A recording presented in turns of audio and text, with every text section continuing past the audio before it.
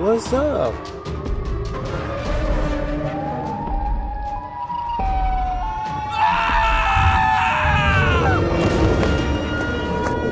Oh no!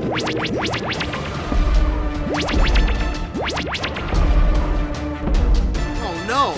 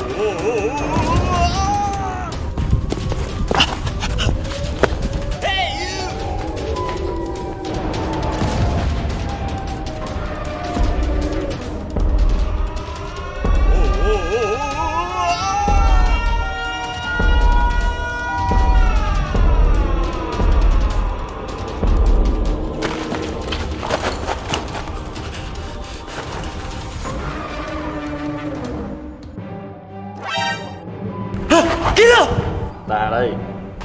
Chính ngươi đã bắt cảnh sát vào Hulk đúng không? Không phải do ta. Ngươi còn chối à? Không ngươi thì còn ai? Đàn em của ta cũng đã bị bắt.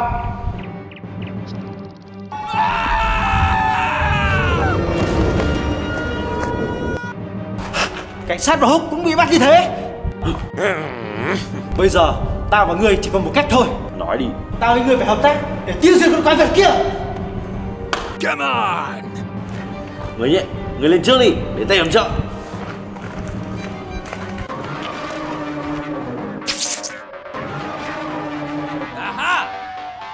Nhé, vào vị trí đi.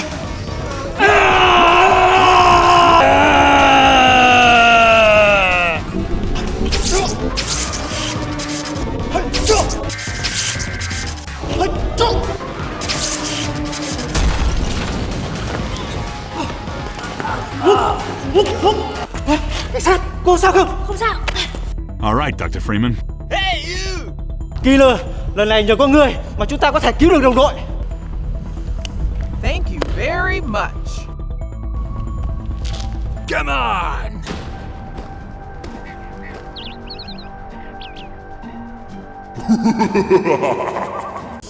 Thời tiết lắm đấy, nóng quá đại ca. Ngồi đâu cho mát nhỉ, cách lắm. Đại ca, trên này mát lắm đại ca. Trên này mát lắm anh ơi. Wow. Trên cao có nhiều gió đại ca ạ. Ơ, chúng mày không định câu à?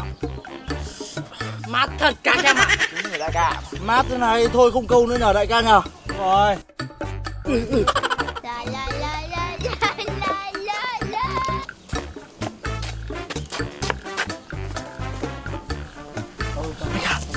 Hey! It's a manhunt! We thought you were here to help.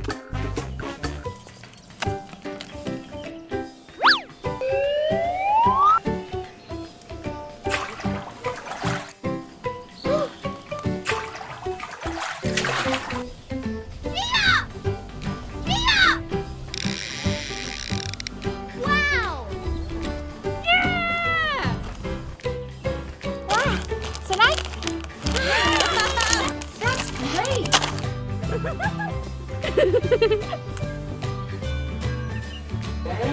Wow. Hey, you! What's the matter with you? Oh.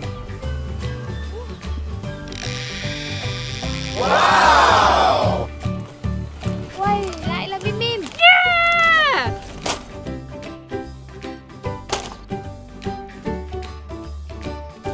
Wow.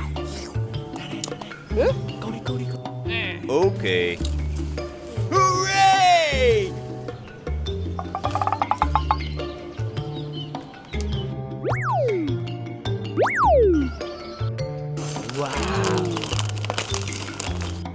Ngon quá.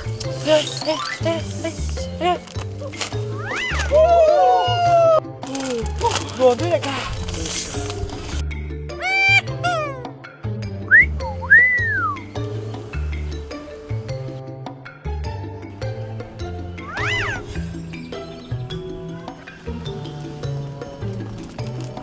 Hôm nay câu được nhiều snack quá. Uh-oh! What's the matter with you?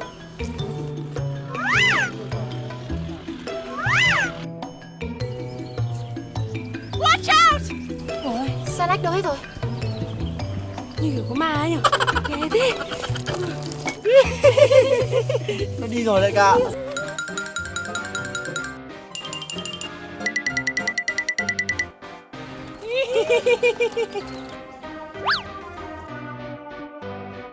Ôi lạ nhỉ. Like that? The gunship! Gunship!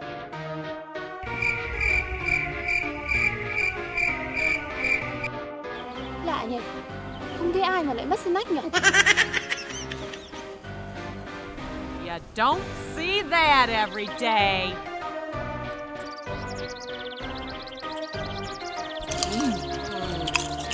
Ngon quá đại ca. Ngon đại ca. Ngon quá đại ca.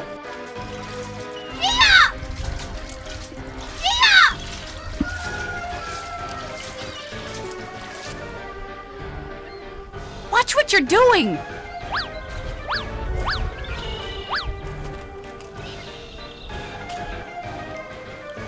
This is bullshit!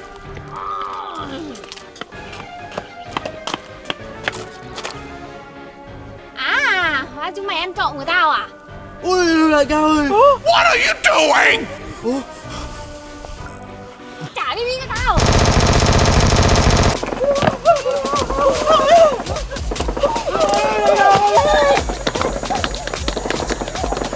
Scanners!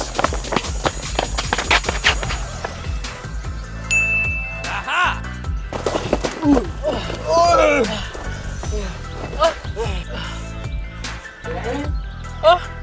Thằng Tôm đâu rồi nhỉ? Nó đâu rồi nhở? Em có biết đâu. Đại ca em đây. Đại ca, xem lấy được gì này? Mày này xuống ở đâu vậy? Thằng này khá quá nhở? Đây đại ca.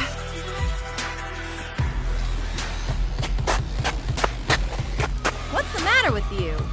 Chị ơi chị có thấy đám đông chạy qua đây không chị? Chúng nó vừa ăn trộm Bim Bim của tao đây này. Thế ạ?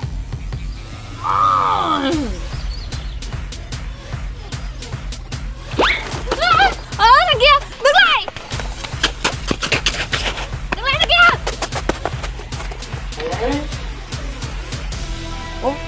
Mình có súng mà. Sao phải chạy nó nhỉ?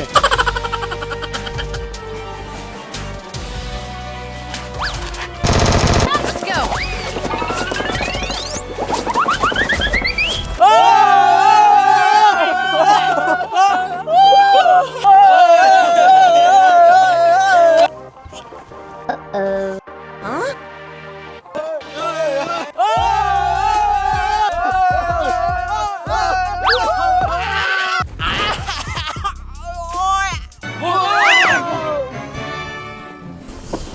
Cái này của tao.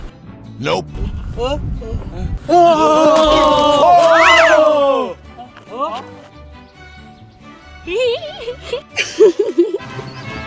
We trusted you.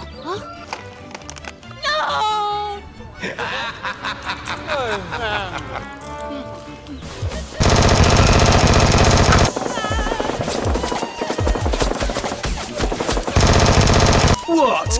All that way?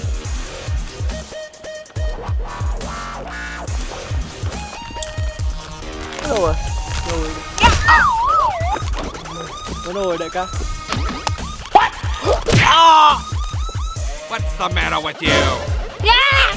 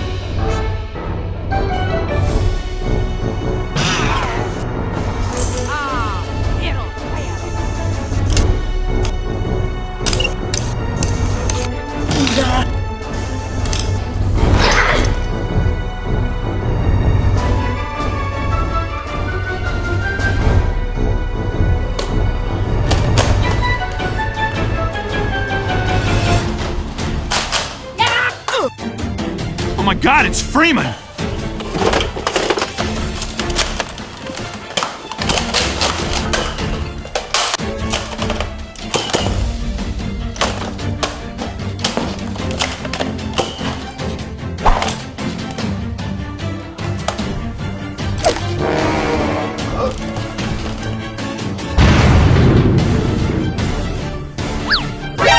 NANI?!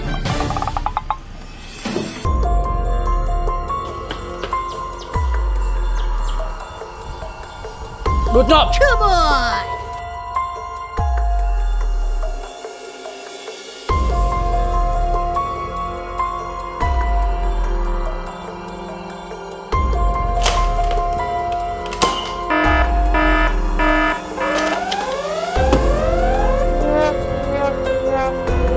What's the matter with you? Anh, có kẻ đột nhập căn hộ chúng ta rồi. Okay, I'm ready. Let's evacuate the building. Let's go.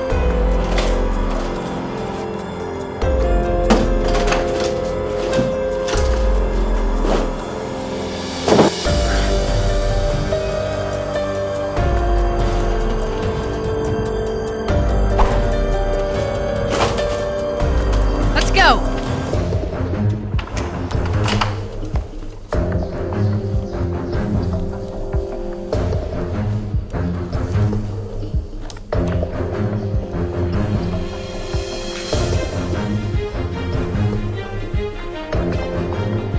I'll stay here and hold down this spot.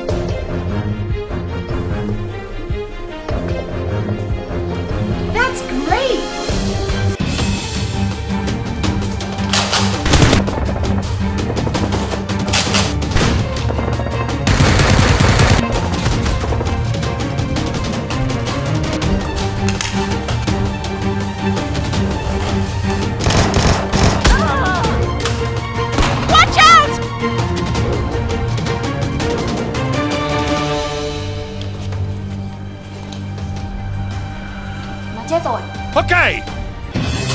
Hey, đi xuống phía này. Yes sir. Anh đây, đi kìa. Jack, cho tao. Okay. Let's go.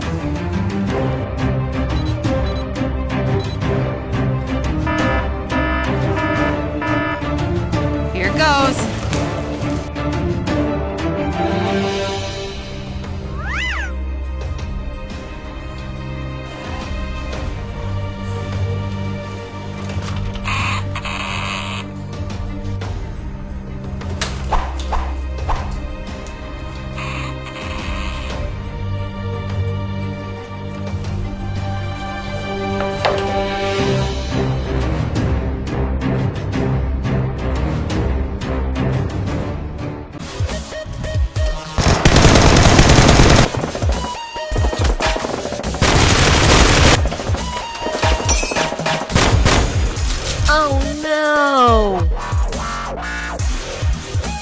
Mày nào đây? Okay. Do a barrel roll.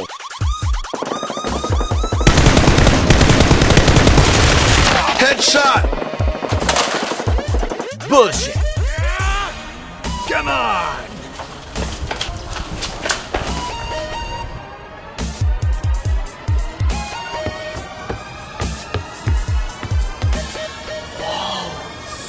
Wow. Oh yeah. Đại ca, em có tượng rồi. That's good. Em về xem bức tượng xem khả năng chúng ta bị gài rồi. Okay. Frag out.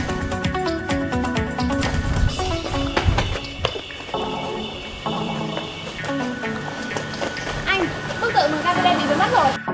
Oh shit. Ah!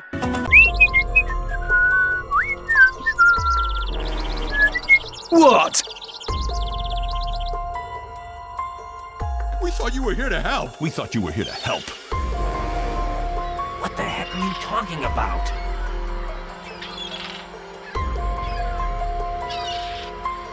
Hurry up!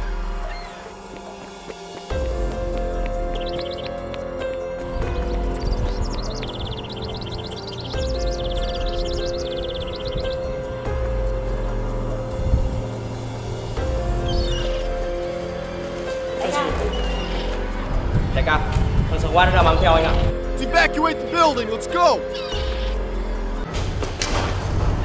Rồi lên. Cả đứng yên. Có chuyện gì đấy sếp? Chúng mày đứng lên làm gì? Tụi em đừng nói chuyện cho vui mà sếp.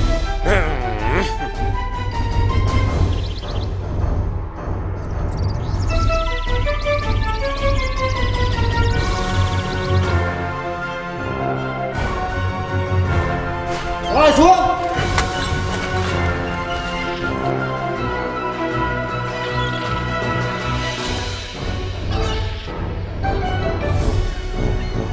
Bọn em có làm gì phạm pháp đâu sếp. Chỗ này không phải chỗ tụ tập. Giải ra đi! Vâng.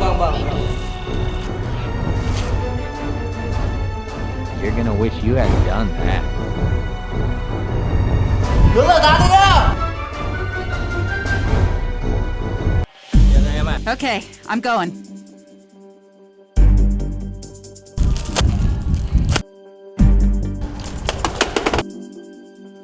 Đây là hàng mẫu. Nếu ok, năm anh lấy xe có số lượng lớn. Let me out of here. Here we come.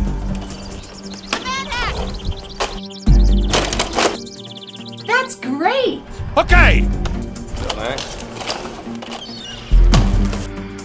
Yên đây, anh kiểm tra đây. Okay, I'm going. It's okay, sir. I can take him. Get topside. I hear troops are coming in to save us.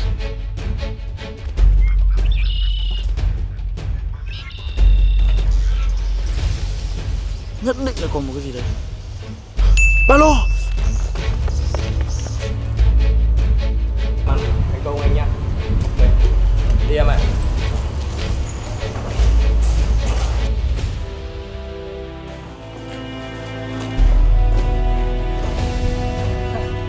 Thành công rồi, đi theo tao. Yes, sir. Hãy đứng lên! Sao chúng mày còn ở đây? You're fired.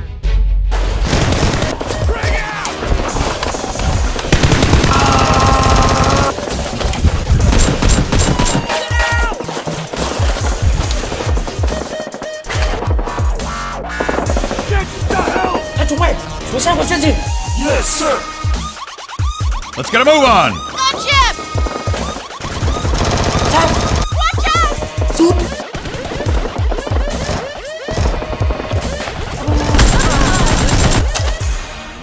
Sam, có chuyện gì thế? Bạn hiểu trợ tao với. Okay, I'm ready.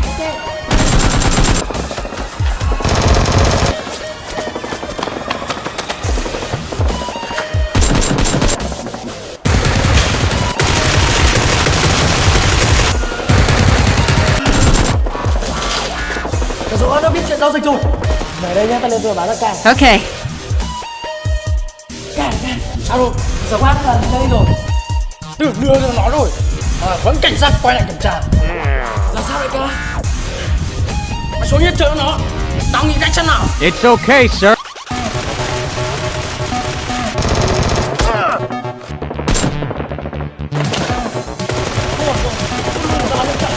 Okay.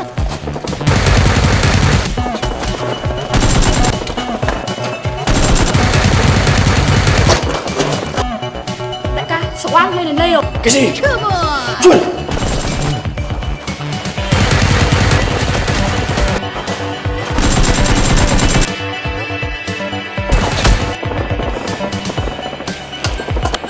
What the heck are you talking about?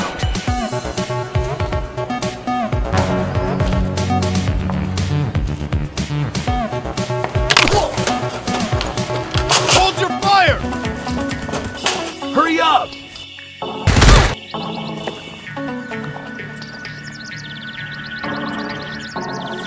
Shame on you.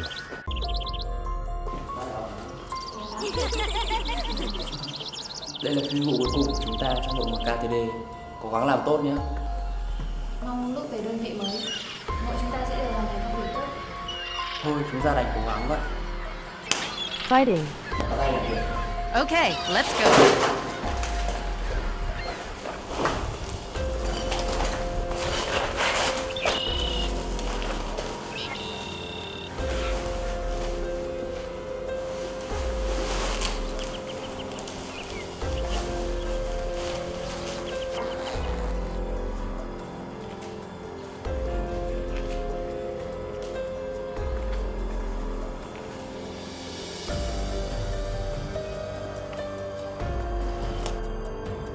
Okay, I'm ready.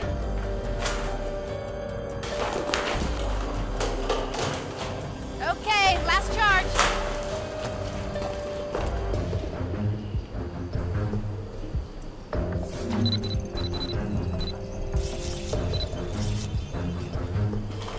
Mục tiêu đã tới. Okay!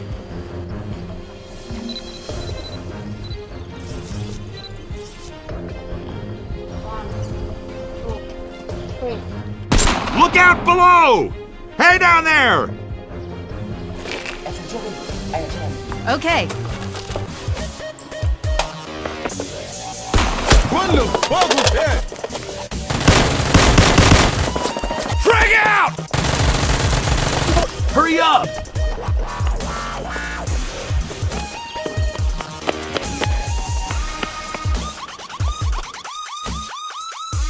Fantastic. Let's get a move on! Civil protection! Over here!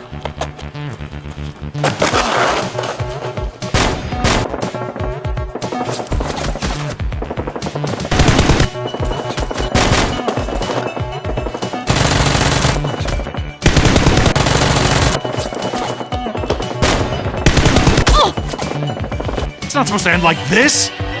I could eat a horse, hooves and all.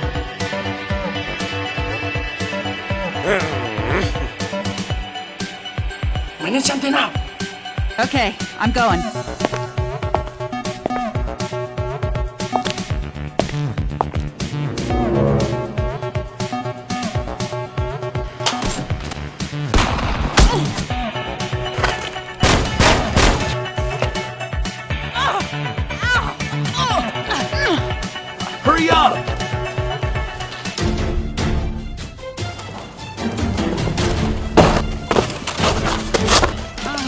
sao không? Em không sao. Em ở yên này nhá. Okay.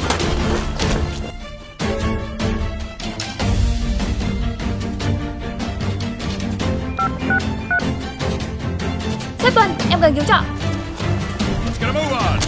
Clear out before they target.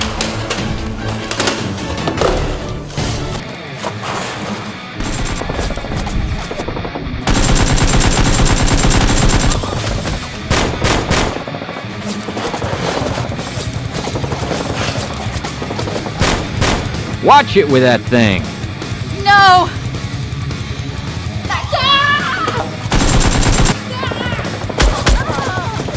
Push.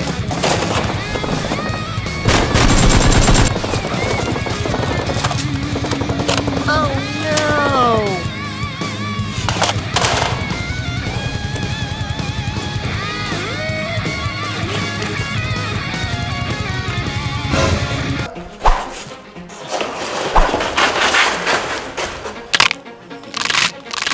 Come on!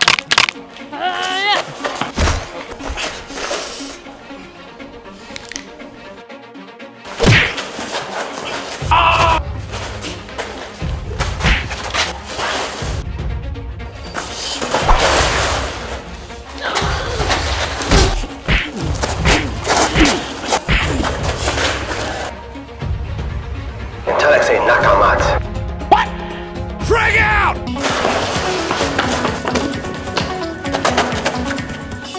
Heads up! Anh, cứu viện tới rồi. Mất dấu nó rồi.